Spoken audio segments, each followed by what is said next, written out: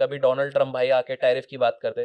तो global uncertainties इतनी बढ़ गई हैं, तो जब भी मार्केट में, ये आपने एमबीए में जरूर पढ़ा होगा, अनसर्टेनिटीज जब भी होती हैं तो बड़ा निवेशक गोल्ड में पैसा लगाता है। अब जब बड़ा निवेशक पैसा लगाएगा तो उसकी वैल्यू बढ़नी है। सिल्वर का इंडस्ट्रियल यूजेज सबसे ज्यादा है आज के टाइम पे, अगर आप देखेंगे तो इंडस्ट्रियल और कमर्शियल दोनों यूजेज ज्यादा है।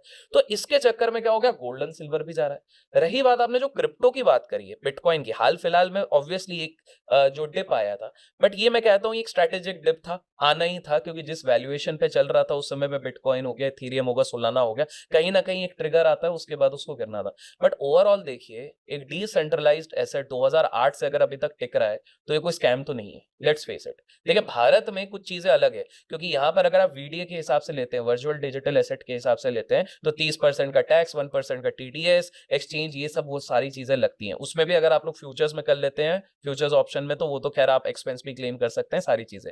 लेकिन मोटा मोटी भारत का सिनेरियो छोड़िए, अगर ओवरऑल देखिए, इतना होने के बाद भी हम सेकंड लार्जेस्ट होल्डर तो हो ही चुके हैं क्रिप्टो में, अगर बिटकॉइन की बात करें तो।